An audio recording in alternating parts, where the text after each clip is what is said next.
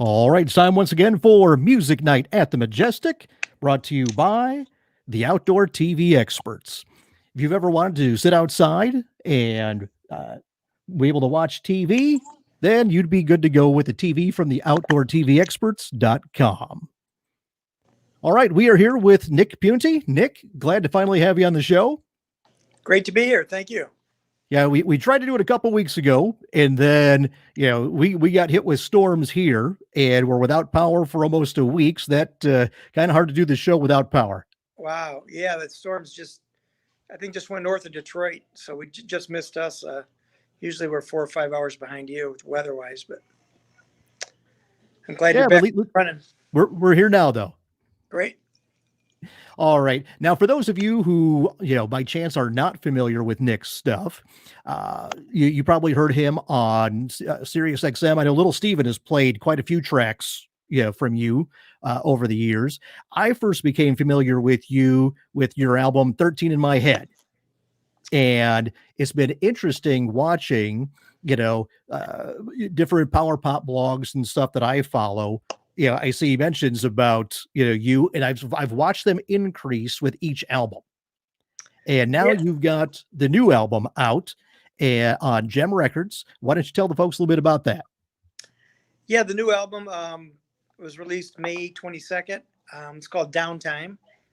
We actually came up with the title before we all had, too much downtime on our hands. But yeah, my third album with Gem, I believe. I think that's right. Yep. And 13 in My Head. Yeah, that was an important record for me because it came, I was close to maybe not like doing music anymore. I had a band called The Respectables that released 2 albums, and we had a lot of success with the record. A couple of the songs found their ways into movies and TV shows, and it was kind of getting towards being a power pop thing, but still kind of a Motor City, old school rock and roll band. But I was kind of thinking, yeah, maybe it's kind of, I had my run, and I've been playing in bands since I was 12 years old. And 13 in My Head, I said, I'm going to give one more stab at it. And it was really a real productive year of just writing songs. They were just kind of pouring out. And I said, of course, I told my wife, yeah, I'm going to do one more record. And now 5 records, later, here we go. But yeah, that was for a lot of people, that was like their favorite Nick record until the new one came out. Some people have suggested that this may be like my best record yet, which is great because I just turned 60, and to do something better at 60 than you did at 40 or 30 or 20. It's probably not a lot of things you can do better, but making records maybe is one of them. Well, I'll tell you the thing, and I've played your stuff for a lot of people, and it's almost the same response every time, and that is everybody says, "I know it's brand new. I know I've never heard it before, but I feel like I've known this music my whole life," which to me is a major compliment.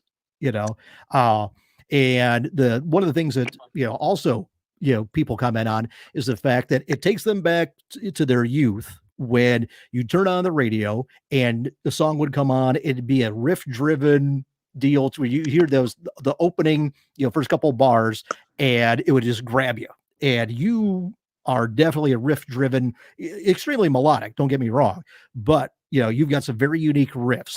What was your musical inspiration or your idols when it comes to your songwriting and playing? Well, thank you. Yeah, I mean, I grew up like in the 60s, well, more 70s, like coming of age, but that's when, guitar riffs, the music I liked, that was it. You kind of had a hook in the riff, and then also hopefully the first line of the song will grab you too. The idea was that, I used to listen to a lot of singles. I listened to AM radio when I was a kid, when it was singles, and you kind of had to get the listeners' attention right away. And so when I was 12, 13, first started writing songs, that was the idea.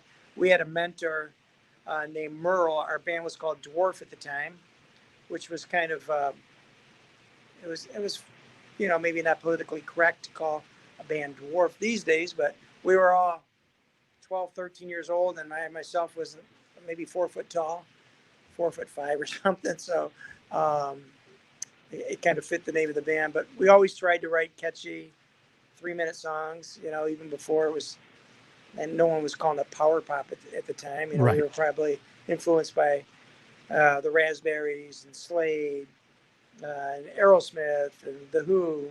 And of course, the Beatles and the Stones. We played a ton of Stones covers when we were kids. Those were a little easier for us to tackle than the Beatles. And it's pretty cool singing those lyrics at 13, Honky Tonk Woman or Live With Me, because not really appropriate for a 13-year-old, but, you know, Well, it then was I don't know pretty cool. about now, but probably be a little more Yeah, accepted now. right.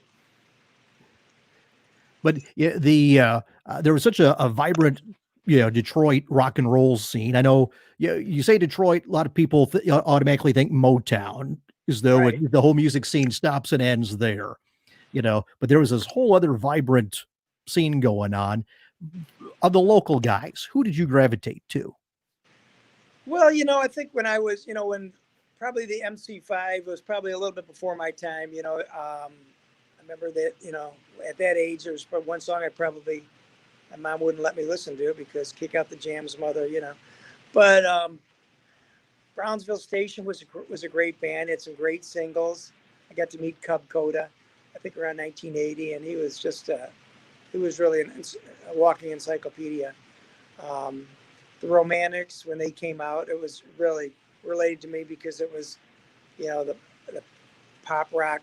Marshall Crenshaw, wasn't living in Detroit. He was in New York, but one of my favorite, singer-songwriters that grew up in Berkeley, same town. We've actually got his debut album up on the wall here behind me. I don't know if Yeah, I you mean, probably can't see it here, but what an incredible debut album. I mean, really, you make an album that good, you don't even have to make another one.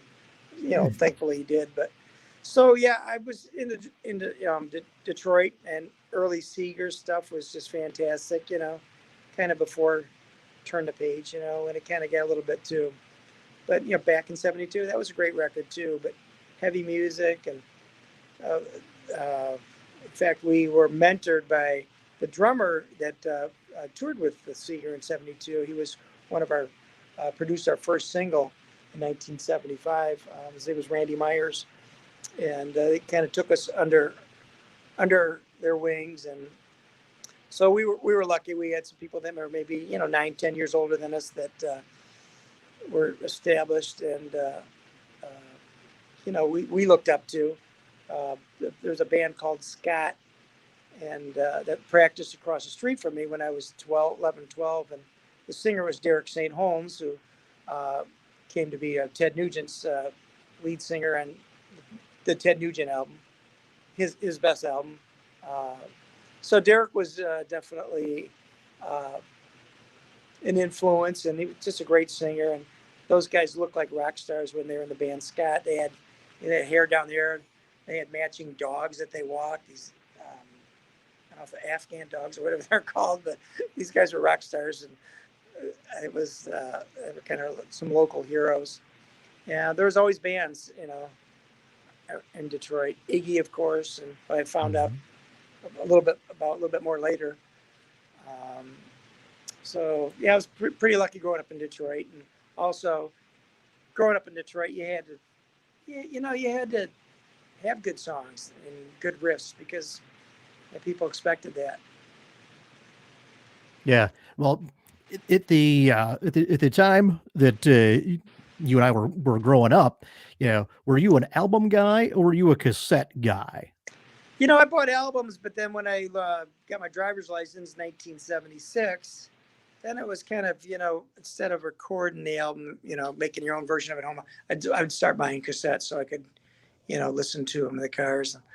I wish I probably bought vinyl that period because I got a ton of cassettes, which is cool, but it'd been nice to have a lot of vinyl. Hmm. Of course, I do have. I did buy some records back then, but more. I was more into cassettes, and they sounded fine in the car. Well, yeah, it's not like you're in a pristine audio environment when you're rolling down the Right. road at 60 mile an hour. Now, what would been like, say, senior year of high school? What was like your go-to cassette? Well, like when Boston came out, right around the time I got a driver's license, 1976. So that was a huge album, of course. For I was delivering pizzas at the time, and I was listening to Boston or Hotel California. But then a couple of years later than that, so I discovered the Ramones, Sex Pistols, Elvis Costello, and that was just like a whole new thing. It's like, wow, because the bands in the late 70s, kind of, we really couldn't cover them that easily. We were, like I said, more of a power pop based band, a proto punk, whatever they call it.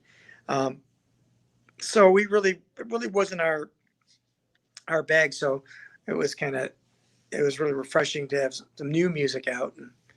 Um, and then when I discovered Tom Petty, of course, I was probably around the same time. Cheap Trick, you know, love Cheap Trick.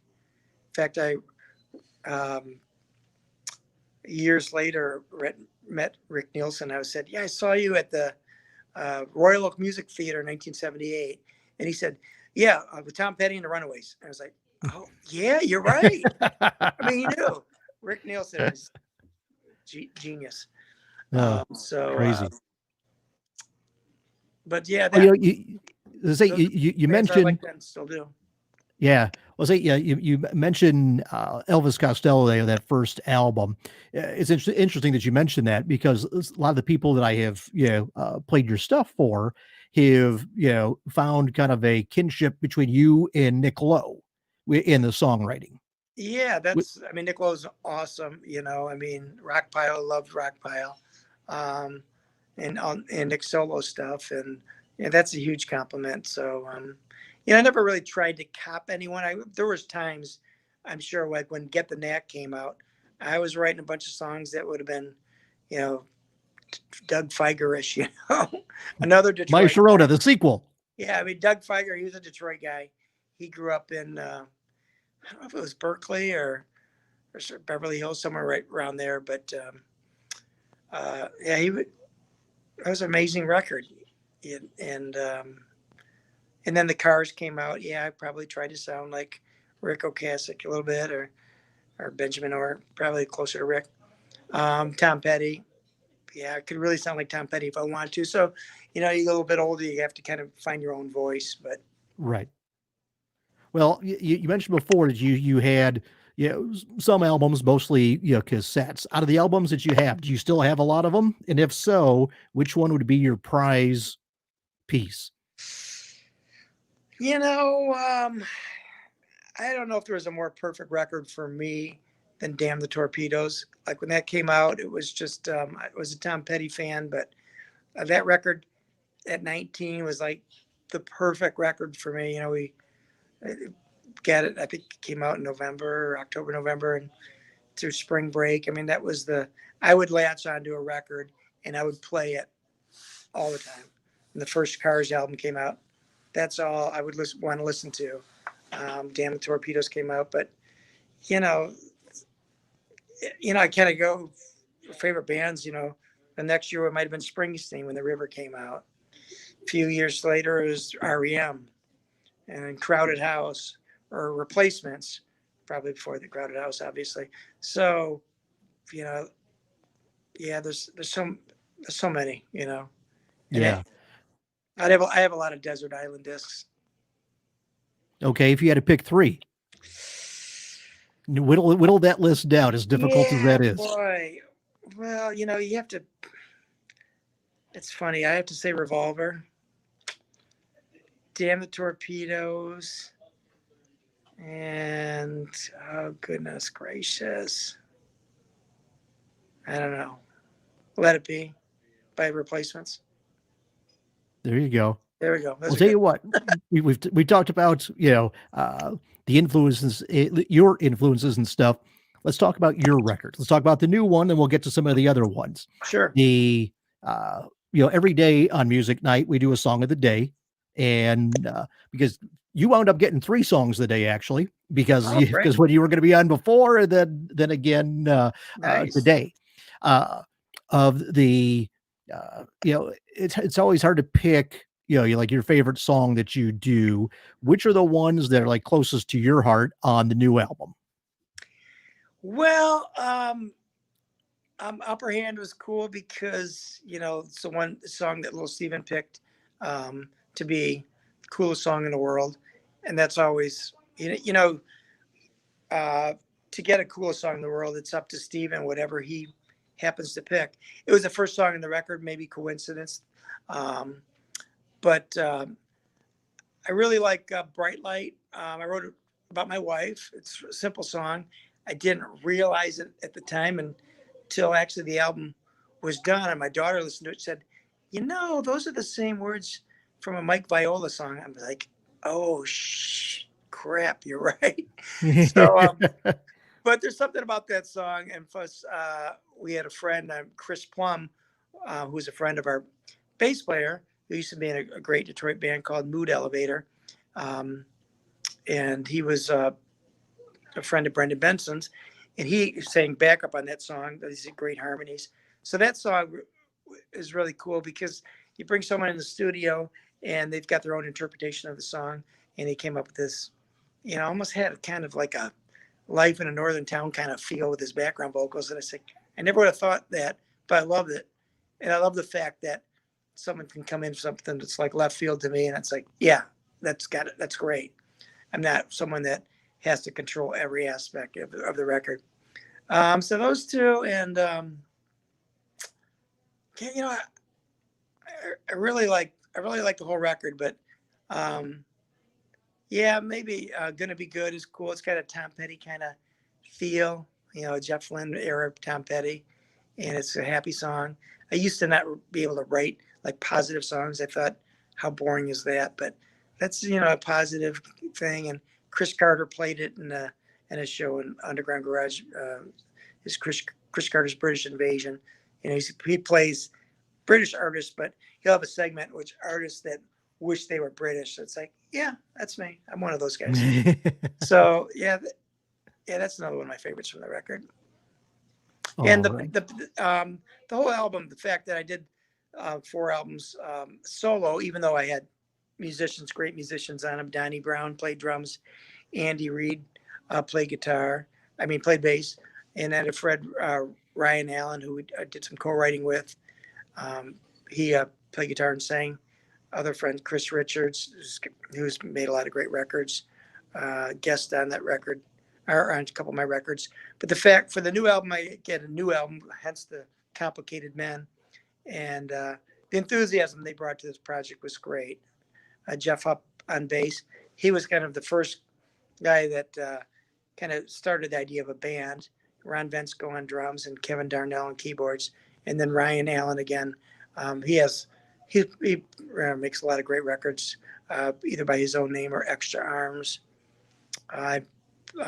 He also played on, I think, 4 songs in the record, and finished the lyrics for me, or actually wrote all the lyrics for Going Nowhere. That was the last song we had to record for the record, and I didn't have any lyrics. So he had these lyrics. I sent him the song and kind of sang him the melody, and I don't know, it took him 20 minutes to write the lyrics for the song, and they fit perfectly. And so that was really cool. He gave me a good assist on that song. Well, good deal. I'll tell you, we are actually going to be doing contests over the next few days, that will feature Downtime, where viewers of either through the Facebook, YouTube, or Instagram will be able to win a copy of the disc. Oh, that's great. So what we're going to be doing is we're going to be putting up trivia questions, about you, about the music, about what we discussed in tonight's episode. And whoever gets the right answer to each question, they're going to get a copy of Downtime. So awesome, very cool. And I say we played 3 tracks, as song of the day, and truly not just because you're on the show, but because the album really there's no weak tracks, to it. I don't know how many times I've got an album and you hear like what would be the singles, if you will, right, are really great, and then the rest of it just kind of filler. But on your stuff, every song belongs on the album. So that's, really cool. Yeah, I like to, I write, I mean, I have plenty of fillers, but I try not to put them on the album. So, I mean, I'll write 30, 40 songs uh, to come up with 10 that I think are worthy. It doesn't mean I finish 30, 40 songs. I'll have fragments um, but yeah, usually the ones that I finish the lyrics for are the best songs. And it probably most writers would tell you that, except for, well, I don't know. I think most writers would, except, Robert Pollard or something, that lyrics, they don't come as easily as the riffs or the melodies. So kind of want to say the lyrics for the good songs. Obviously, I was one short uh, of lyrics for this album. That's why Ryan helped me out. But and I do, lyrics are important to me. It's not just the melody. There's a lot of great power pop. The lyrics could be a little bit, maybe it's the weakest part of the song. I try not to. I try to have something to say. Yeah, well, Waylon Jennings had told me that, Buddy Holly told him, start with a good groove and then build it from there. And, you can ruin a great song with bad music, was his quote. And he said he tried to adhere to that, for as long as he wrote songs. So Yeah. uh, now with your riffs, because I say there's so many distinctive riffs on it. How do you come up with them? Is it like from doodling, with the guitar? Yeah, sometimes the first time you pick up a guitar, something first thing you play, something comes out. And I had a friend of mine who was in the band Respectables, Joe Gatus, and he said, "You do something with your pinky," because Joe was a fabulous guitarist. But he said, he's like, "I don't use my pinky like you do." So maybe different versions of chords, and I do find that that's true. It's like that. Yeah, pinky gets in the way, but yeah, just trying to have the guitar riff a little hook upon itself, and yeah, who knows? That's what I love guitars. Always kind of buying and trading guitars, and I mean, I can only have so many in the house. And, there's What's your go-to piece? you know, I I bought a couple Novo guitars. A builder that lives in Nashville now. Um, I've got uh, I've got a great Telecaster 72 custom shop. I've got a Collings that's beautiful. I have to go uh, to Echo Park Guitars because they're in Detroit now, and I was invited by the owner to go to the studio, and I'd love to get an Echo Park guitar, especially since they're made in Detroit, Redford, actually.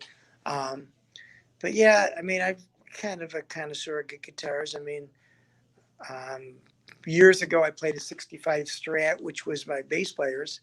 And he was kind enough to let me like play it at like most of our shows in the late '70s, early '80s.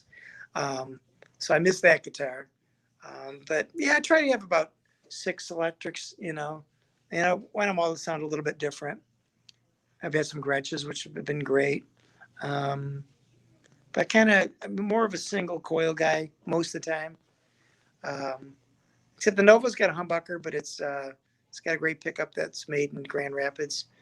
Throwback, they're called. So yeah, I can't pick one. I've got one wife. I could pick one wife, but one guitar. Well, you're probably better off keeping it, in those percentages there. Yeah, that's what she would tell me. It's like, well, okay, if you're gonna change something, you might as well change guitars. Yeah, there you go. Well, I'll tell you what, you're the album Before Downtime. Why don't we talk about that one? Tell us a little bit about that one. The album before Downtime was which was it? Was it Trust Your Instincts? No, that wasn't. No, it was wow. Let's see, I can see the cover. Temporary High? Temporary Eye has feet. Yeah. My daughter's boyfriend's feet. He took the photo of that. Um, Temporary High. Yeah, that was this album that got me introduced to, or got all the airplane, Little Steven's Underground Garage. Yeah, I tried for years to kind of, submit some records. I thought 13 in my head would have been a great underground garage song. And if Steven heard the song today, he might agree with me. But, it's really tough to get one. But Mhm. yeah, that was that definitely being in the underground garage and in the underground. They like to say in the underground garage. That definitely gets a lot more get some music out there to a lot of people that wouldn't hear it if they're just tuned into the, the power pop circuit, which has been extremely supportive and gets the word out. But Underground Garage did some other people that, you know, Right. so that was a real important record. Again, that was probably the last record I was going to make. I told my wife, but I lied. All right. And Now what you tried to top it, with the new record. Whether I did or not, that's up to, the listener. But I did. But that was a really good record. Yeah. Now, what one of the tracks that the opening riff really sticks out for me, "Time Machine." Oh yeah, Time Machine. Now that was actually on Beyond the Static, and I had two Right. different versions of that. Um, one was the crunchy riff, where I used my pinky kind of thing, and the other one was I used the capo and I think the third fret and did it more like a kind of jangly version of it. So I wasn't sure which version was going to go on the record. Uh, the crunchy one won out, but yeah, that song we did a lot of time. I recording that one. That was like the first song for the album, and I think I kind of did that, and then maybe a couple months later went back and did the rest of the record. But yeah, that was a pretty that was kind of like the, I guess, cornerstone song for that album. Yeah. Now, another track from Beyond the Static that people told me they really gravitated to was "It's a Trap." Yeah, that was like the first song on the record too. That song we still play live a lot. I kind of wrote it about politics, kind of about politicians, uh, just I don't think I can't remember if it's about any particular politician, but it's just kind of like, don't fall for it. I mean, you can say anything and promise anything, and then it's reality kicks in. So that was.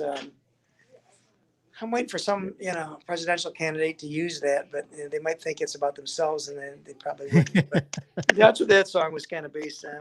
Remember, I had All right. one review, and they said the rest of the album can't, compete with that first song. I think they were wrong, but yeah, that's still probably one of my favorites. Yeah. Now, another one, "Good Thing Going," is another track that people had asked me to ask you about. Yeah, Donnie Brown and Andy Reid did some great harmonies on that. Said I wouldn't say jellyfish, but that was a fun one. That was in 13 in my head, and they came up with these. I love the harmonies on that record. Um, Andy, we did that in his studio, the background vocals. Most all my records have been recorded at Big Sky Recording in Ann Arbor. Jeff Michael produces for me, but we did some of the tracking at Andy Reid. He has a studio in Bay City, Michigan. He's in a band called Legal Matters, and he's done a lot of solo records too. Great guy. Super, Legal super Matters is great guy. a great band. Yeah, they're great. Chris Richards is in that band. Keith Klingensmith and Donnie Brown. He drummed on the last record. He's drumming on the new record too. So they're all great friends of mine. A great pop record.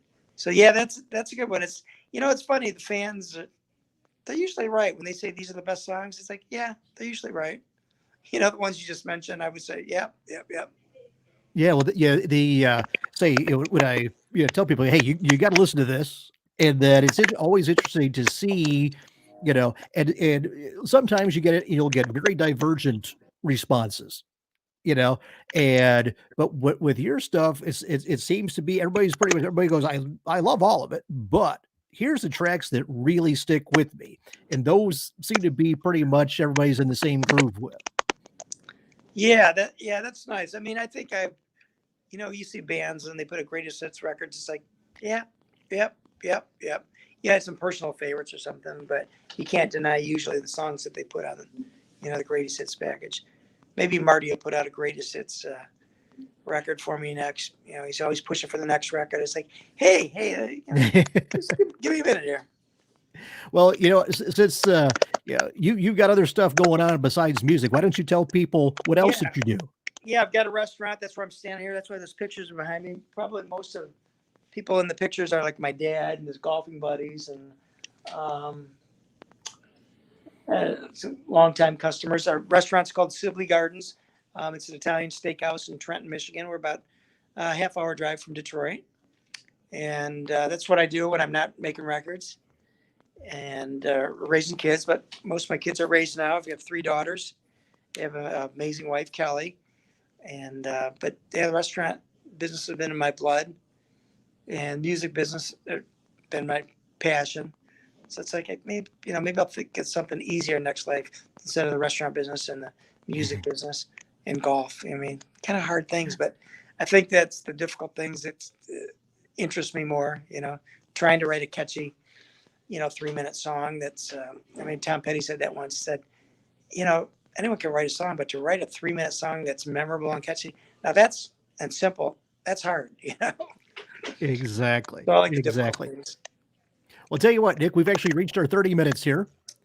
So I do appreciate you taking the time to join us. I apologize about having to delay it because of our storms before, but just to remind the viewers, over the next couple of days, we're going to be doing contests where you can win a copy of Downtime.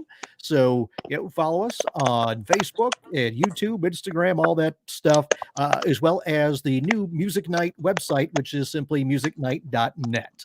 So until then, Nick, thank you very much. Appreciate you coming by. Hey, thanks for having me, and I'll be sure to share when I see it up on YouTube. And all right, Sounds good. Okay. Thank you. Have a good night, everybody.